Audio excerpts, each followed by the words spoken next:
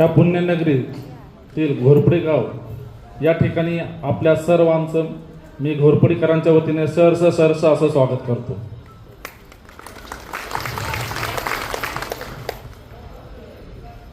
मागील 25 वर्षापासून जनसेवा प्रतिष्ठानच्या वतीने आपण सामाजिक कार्याला सुरुवात केली.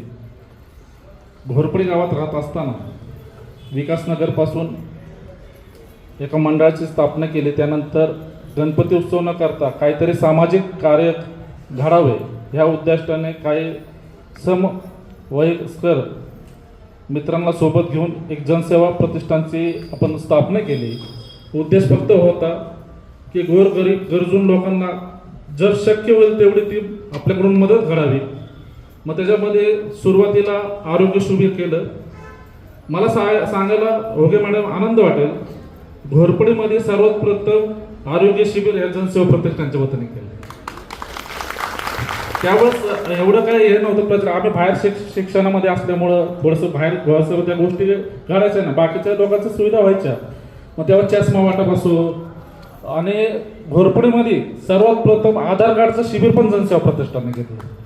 त्यावेळेस आपण आधार कार्डचं वाटप केलं लोकांना. त्या लोकांना त्या गोष्टी माहीत नसायच्या. बाकीच्या गोष्टी लोक करायचे, इथले नगरसेवक सगळे लोक त्यांच्या कार्यालयामार्फत सगळ्या गोष्टी व्हायच्या.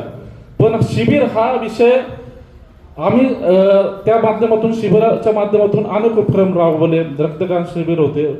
मोठी एवढंच होता की जे आपल्याला मिळालं नाही तर आपण जर एज्युकेटेड आहे, बाहेरचं जग कळतंय, तर फक्त राजकीय शासन हे तर करतच असतात. पण आपणही एक समाजाचे नागरिक म्हणून काहीतरी देणं लागतो समाजाचं, ह्या प्रामाणिक उद्देशाने आणि जनसेवा हीच ईश्वर सेवा हे ब्रीद वाक्य डोळ्यासमोर ठेवून ही जनसेवा प्रतिष्ठानची खरी स्थापना झाली.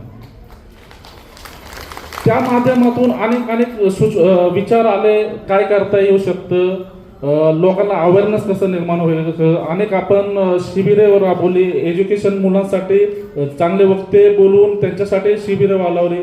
त्यावेळेस जास्त पैसा नसायचा. कमी पैशामध्ये काय गोष्टी करता येईल, म्हणजे बाबा 1-2 वक्ते आले तरी आपला कार्यक्रम संपवले, लोकांना ते ज्ञान देता येईल. कारण की आर्थिक परिस्थिती बिकट होती, खूप मोठ्या गोष्टी करता येऊ शकत नव्हत्या, पण लोकांना ते नवीन होत होतं. लोकांनी प्रतिसाद दिला. त्याच्यानंतर आम्ही ठरवलं की विद्यार्थ्यांना आपण मदत करायची. जेवढे गरीब विद्यार्थी, आम्ही शाळेत जायचो आणि तेव्हा जास्त पैसे जमायचे नाही. मी लहान वयामध्ये परिस्थिती घरची असल्यामुळं लवकर कामाला लागलो. खरं म्हणजे मी वयाच्या 10व्या वर्षीच कामाला लागलो आणि